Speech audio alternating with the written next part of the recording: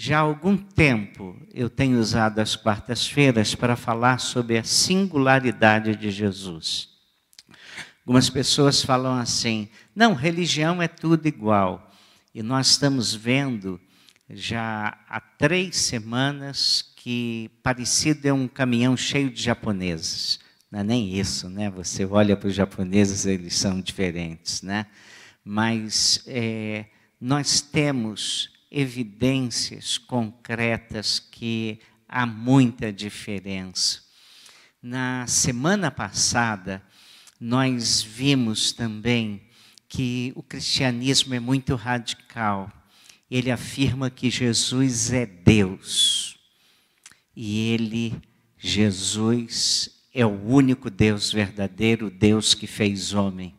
E nós mostramos na quarta-feira passada, não só as pessoas, os discípulos, gente que andou com Jesus, afirmou que ele era Deus. Jesus reivindicou que era Deus. E milhões de pessoas, ao longo de séculos, têm reafirmado que tiveram um encontro pessoal com Jesus e o reconhecem como Deus. Na semana passada eu falei quais foram as evidências, os textos bíblicos, e nós estamos caminhando. Hoje eu queria tratar de um outro aspecto da singularidade de Jesus. Como é que a maldade humana é vista pelas religiões e como ela é vista por Jesus? Como Jesus e o cristianismo enfrentam o mal? Como é que o cristianismo e Jesus enfrentam o sofrimento e a impiedade humana? A gente pode perceber a profundidade de qualquer fé e de qualquer religião e de qualquer sistema religioso pela maneira como tratam o mal e a impiedade humana. Qual é a explicação que as religiões dão para a maldade humana? Ela tem persistido ao longo da história dentro de cada pessoa, dentro de cada geração. Basta você ligar a televisão ou abrir um jornal e você verá brigas, brutalidade, cobiças, ganâncias, corrupção, guerras, desavenças, inclusive desavenças domésticas, estupro, ódio, amargura, opressão, indiferença diante das necessidades do próximo. E ao contrário do que ensinava o iluminismo, o homem não tem um coração bom. O homem é mau. E é exatamente isso que afirma a fé cristã. Eu li recentemente um livro, aliás, um livro de bom conteúdo sobre o perdão. Foi escrito pelo recém-falecido arcebispo anglicano Desmond Tutu. Eu comecei a lê-lo antes de ele morrer. Estava no meio da leitura quando veio a falecer. Desmond Tutu foi muito importante para a reconciliação da África do Sul. O único, porém, do livro é que ele, conquanto cristão, arcebispo anglicano, afirma várias vezes que o homem é bom. Afirma várias vezes que a natureza do homem é boa. E ele, então, não segue o que a Bíblia diz e como a Bíblia explica. Ele diz que nós temos uma natureza boa e porque diz isso, e diz isso contrariando todo o ensino bíblico. Jesus e o cristianismo têm uma posição diametralmente oposta. E diz isso contrário a tudo quanto outras religiões dizem sobre a natureza do homem. O que as outras religiões nos afirmam e nos oferecem para contrariar o mal no coração humano. Eu vou começar com Confúcio. Confúcio ensinou que a natureza humana é essencialmente boa. E ele tem uma frase que você vai entender melhor o que ele diz. Embora a água corra naturalmente para baixo, e só pode subir devido a um declive em resultado de uma força exterior, da mesma forma, a natureza do homem é basicamente boa, mas pode ser obrigado a seguir por maus caminhos através da pressão exterior. Então, irmãos, ele supõe que nossas palavras, nossas ações, pensamentos, atitudes errados não passam de pressões exteriores que nós sofremos. O confucionismo, aliás, possui um elevado código moral. Na verdade, o confucionismo é um extraordinário sistema ético, destinado a ajudar as pessoas a aprenderem a lidar umas com as outras. Mas o confucionismo não é uma fé elaborada que tenha o objetivo de reconciliar Deus com os homens. Nada disso. Ele está cheio de ensinos sobre a forma como o homem deve se comportar. E nele nós encontramos uma versão negativa daquilo que nós chamamos da regra de ouro, porque nele ele ensina assim: não impõe aos outros o que tu próprio não desejas para ti. Anacletos 15, 24. Mas se você perguntar o que acontece se eu não conseguir fazer isso, eles não têm uma resposta satisfatória para essa pergunta. Aí nós abrimos e perguntamos ao budismo. As pessoas gostam muito do budismo, é tão zen, né? Se nós perguntarmos ao budismo, o budismo é uma religião ateia. O budismo é ateu. E é interessante que eu digo para vocês o seguinte: o sistema budismo não precisa de Deus, tá? Mas eles dizem que não são uma religião ateia, e eles dizem isso porque eles vieram do hinduísmo, e o hinduísmo tem milhares de deuses.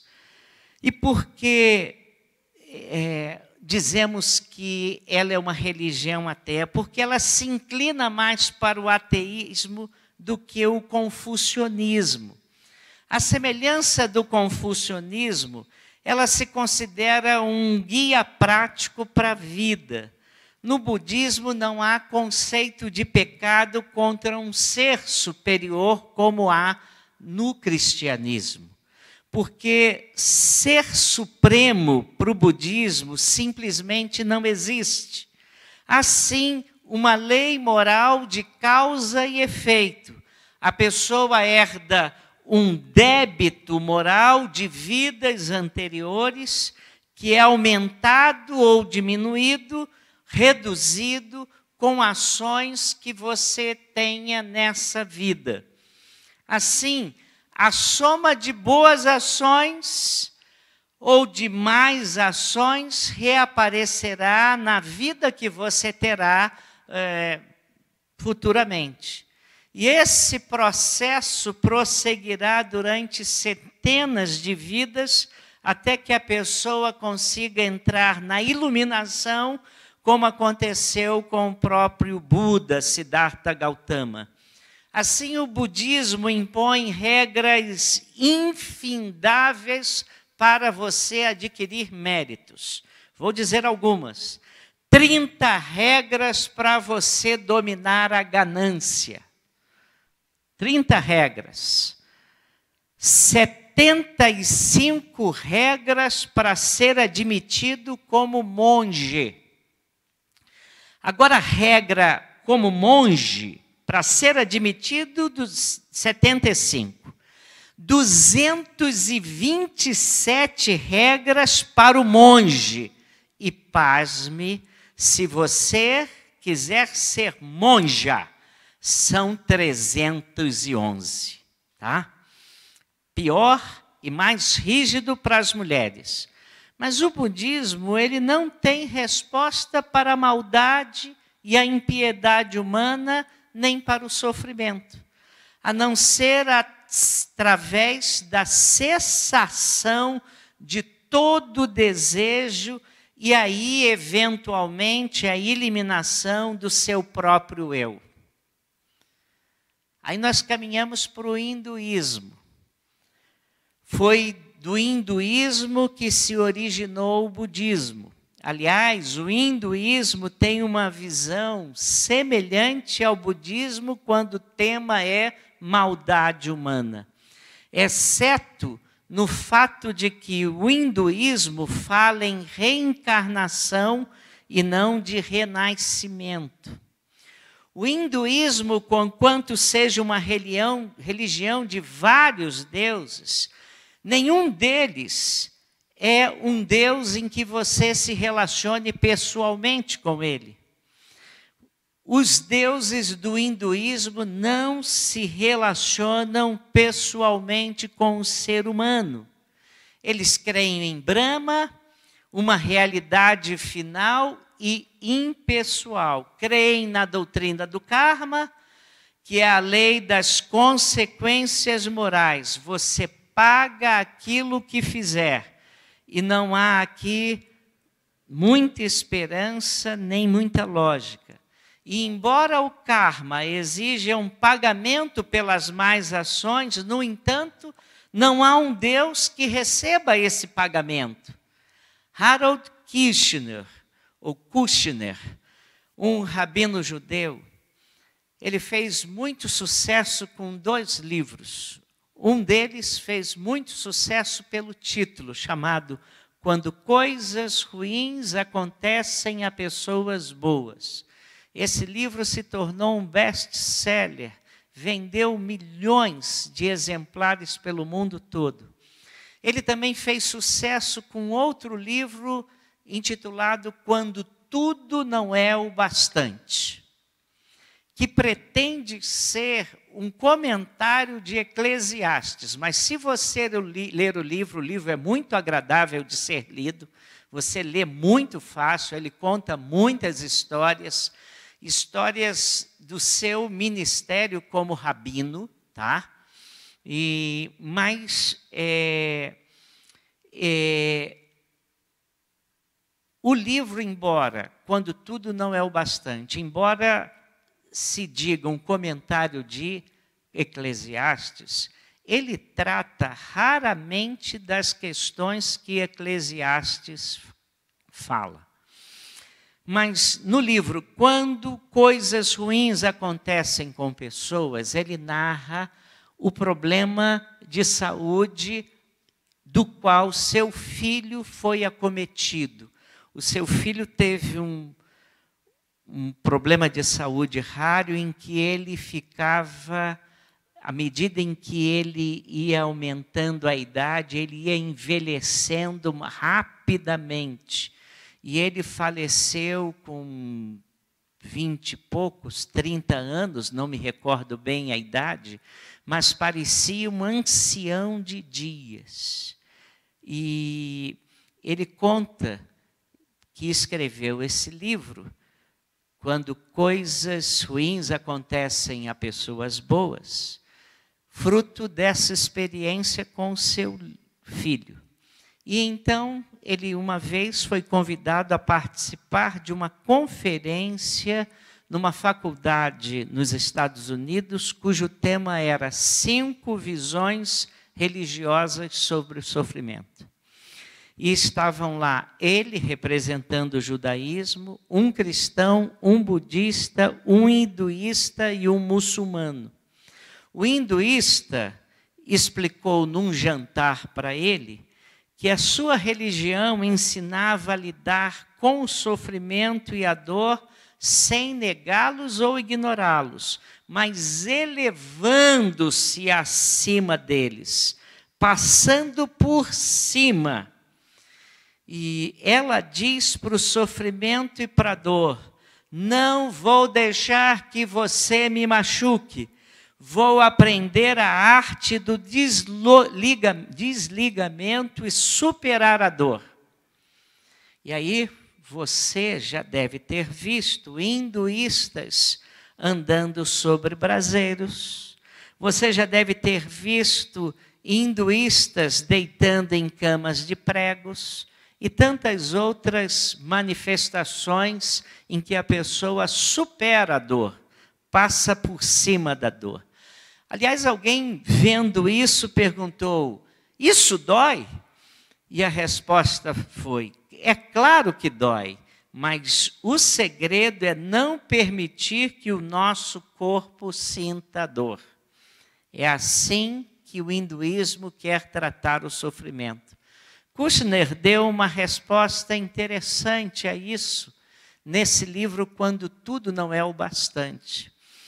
Ele diz assim: não gosto de sentir dor, mas acredito que me torno desumano se aprendo a arte do distanciamento, que ao saber, por exemplo, da morte do meu melhor amigo ou de um parente querido, não me sinta emocionalmente afetado. Quando eu tento evitar a dor, dizendo o mundo é assim mesmo, e então passo por cima dela, eu torno-me menos humano. Para não sentir dor, você terá que se imunizar contra a sua própria família, contra os seus amigos, contra o seu emprego, a sua saúde, de sorte que, se perdê-los, você não se importará e sentirá paz e tranquilidade. E aí, nós, consequentemente, vamos nos tornar menos apegados aos nossos filhos, à nossa esposa, ao nosso trabalho.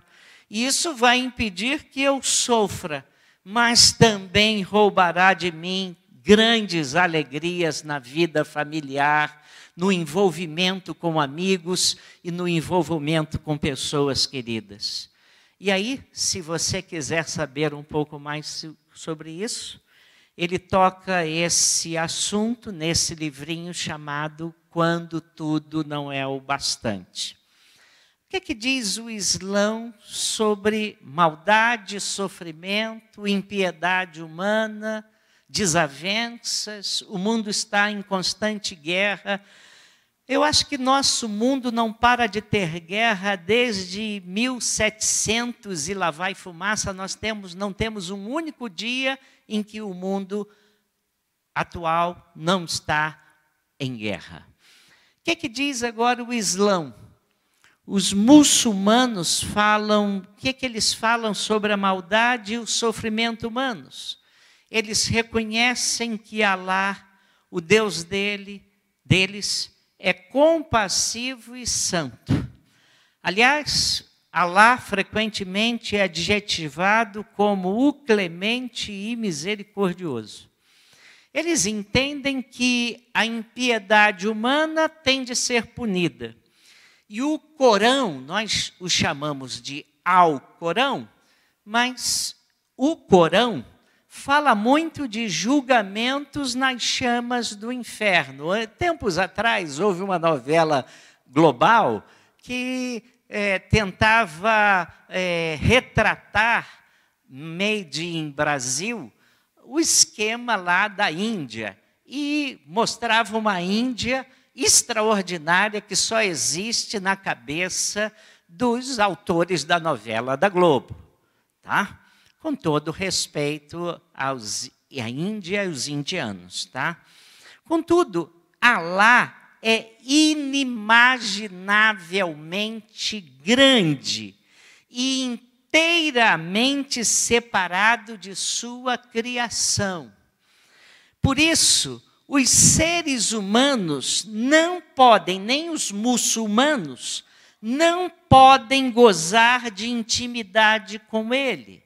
Então você pode, logicamente, entender que Alá não tem nada a ver com Deus revelado na Bíblia, Deus Pai, ou com o Deus Filho, Jesus Cristo, tá? porque Jesus Cristo quer um relacionamento íntimo e pessoal com você. Como consequência disso, desse afastamento de Alá dos seus fiéis, a impiedade humana, a maldade humana não é encarada como algo que magoe o coração de Alá, mas como uma rebelião contra a sua vontade. O muçulmano age sob uma forma legalista que abarca 5 aspectos essenciais: o seu credo, as orações, as esmolas, o jejum e a peregrinação a Meca.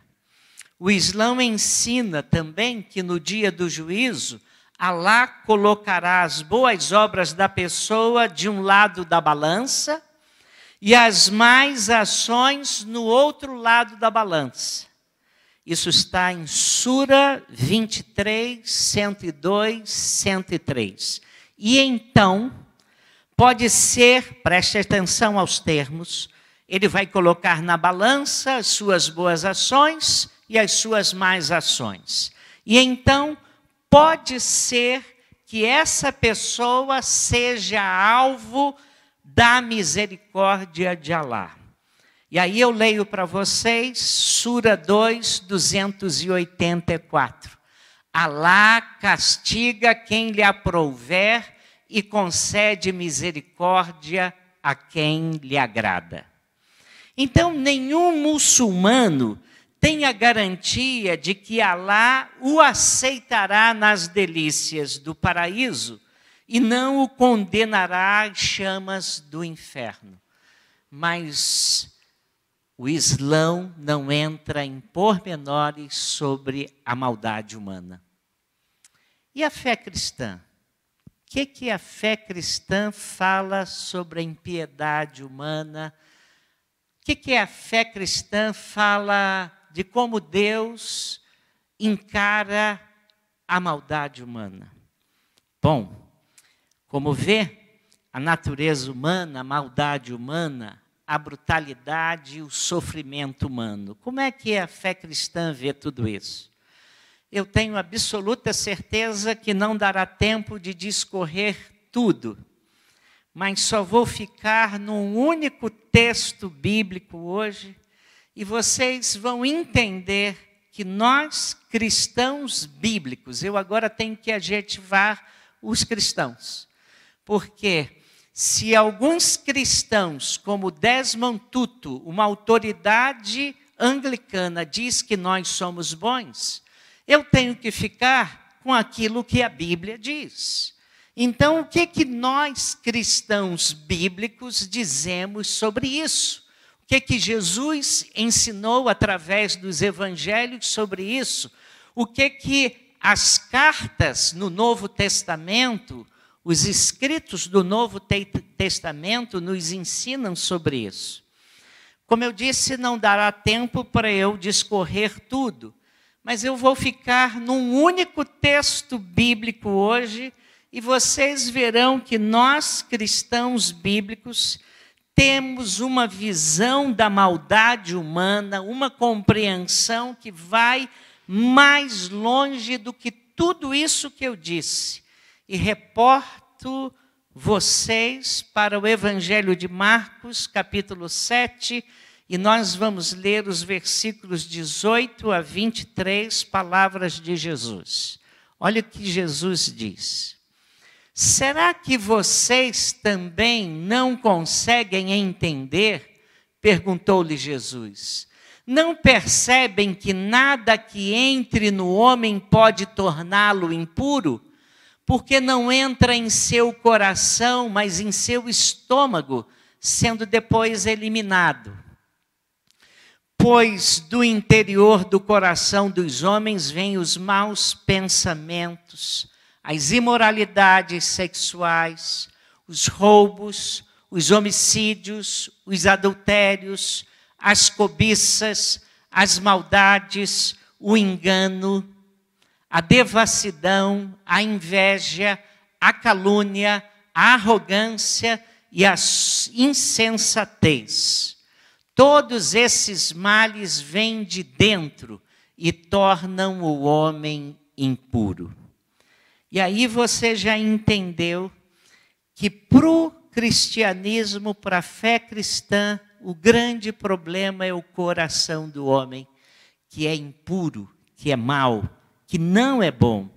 E essa maldade é como uma erva daninha, que continua a surgir por mais que a arranquemos, por mais que tentemos cortá-la. Eu me lembro que, numa das igrejas onde eu fui pastor, uma das nossas queridas irmãs era esposa de um diretor de uma grande farmacêutica em Portugal. Aquele homem já tinha sido diretor dessa farmacêutica na África Central, em Berlim, em Paris. E como ele era português, estava no final da carreira dele, por prêmio, ele foi colocado como diretor dessa farmacêutica em Portugal para ficar perto na sua terra. E aquela irmã fez de tudo para nós nos encontrarmos, para nós conversarmos. E um dia que chovia muito, ela marcou um encontro na casa deles, fui muito bem recebido lá pelo doutor. Por acaso ele se chamava Manuel, doutor Manuel. Fui recebido pelo doutor Manuel e nós começamos a conversar e ela começou a me perguntar sobre a criação e confrontando com a evolução. E eu falei que quem crer na criação é uma pessoa de fé, como quem crer na evolução também é uma pessoa de fé. E daqui a pouco o assunto passou para ele e ele me disse que ele achava que o homem era tão inteligente, tão capaz, que um dia, usando a Bíblia, o homem ia explicar pormenorizadamente a evolução. E começou a falar do homem, colocando o homem no topo do universo. E ele era um humanista, o homem a razão de todas as coisas. E ele começou a elogiar tanto o homem, que eu falei para ele assim, eu admiro muito o senhor pensar assim. A única coisa que eu tenho contra o humanismo é que o humanismo, ele não percebe que o homem é pecador, o homem é mau. Por exemplo, eu me lembro que eu falei para ele assim, por exemplo, pegue o pacto comunista, pegue lá o comunismo e veja os ideais comunistas. São maravilhosos. Você quer a igualdade, né? Só que o homem é pecador e uns são mais iguais que outros. Pega o sistema comunista aplicado em todos os países que o adotaram. Alguns eram mais iguais e mais privilegiados do que outros, porque o homem é mau. Aí ele me perguntou, eu sou mau? Aí ele falou, o senhor é... Aí eu respondi, o senhor é mau e eu também. Aí ele me perguntou, quer dizer que quando o senhor se converteu à sua religião, o senhor se tornou bom? Ah, queria muito que isso acontecesse, seu doutor Manuel. Eu continuo mal, mas agora Jesus Cristo vive em mim. Ele está trabalhando em minha vida para ver se eu consigo me tornar um pouco melhor, mas eu continuo pecador. Mas Jesus Cristo fez uma coisa extraordinária. Pagou a culpa da minha maldade, levou sobre ele essa culpa que eu já não carrego, porque eu fui perdoado por ele. E nós começamos a conversar, e aquele homem começou a me contar histórias da sua empresa. Ele, por exemplo, me disse que quando ele era diretor dessa empresa na África Central, a empresa queria levar uma partida de medicamentos que tinha vencido em Paris, mudar a embalagem e levá-la para a África. Falei, como isso? Como isso, doutor Manuel? Está vendo como é que o homem é mau? Esses diretores que queriam fazer isso deviam ser todos eles, no mínimo bacharéis, mestres ou doutores. E eles não sabiam que o medicamento fora do prazo ia fazer mal na parte humana,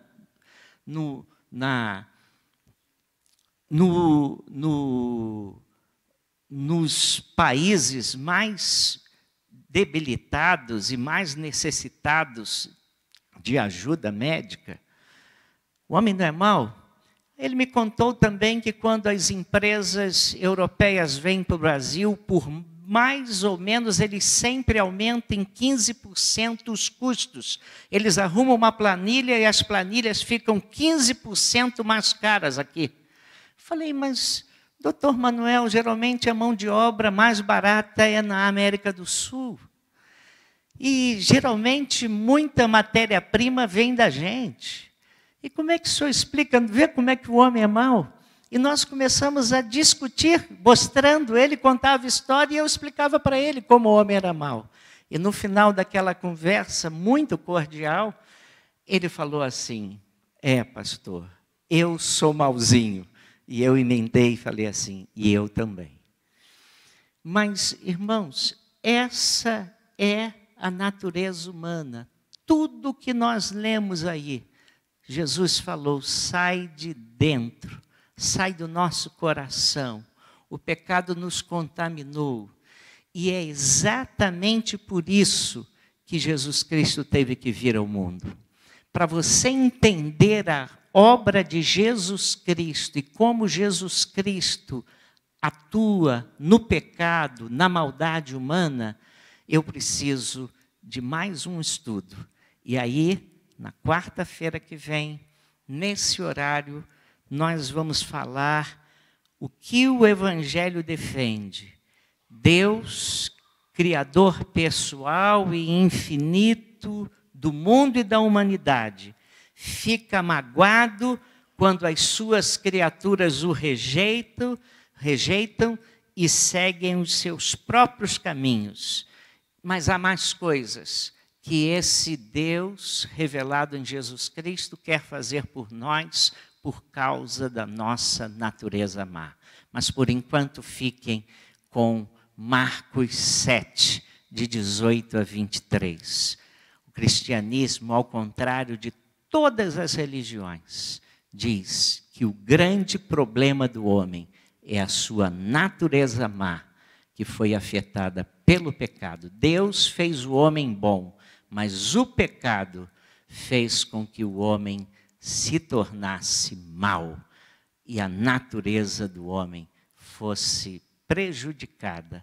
E agora só o poder misericordioso de Deus, enviando Jesus e fazendo uma obra de restauração, pode fazer com que esse homem vença a sua... Lute muito, lute muito, e para se tornar uma pessoa um pouco melhor. Eu hoje continuo mal, continuo pecador, mas por amor a Jesus, eu quero viver uma vida bonita. Nem sempre consigo, eu peco, mas quando eu peco, eu peço a Jesus que tenha misericórdia de mim, me ajude. E Ele tem tido paciência comigo. Eu tenho dentro de mim um potencial de maldade que é tão parecido quanto o pior assassino, a pior homem, o mais bestial dos homens, também está aqui dentro de mim. Mas eu tenho também a graça de Jesus na minha vida, e a graça de Jesus me ajuda a que esse homem mau, esse homem bestial, não ecloda e eu faça as besteiras que potencialmente estão aqui dentro do meu coração. Quer saber mais? Quarta-feira nós vamos falar sobre tudo que a fé cristã fala sobre como Deus olha para a nossa maldade, a nossa impiedade, e como Deus tem um antídoto para nos ajudar nisso. Que Deus nos abençoe.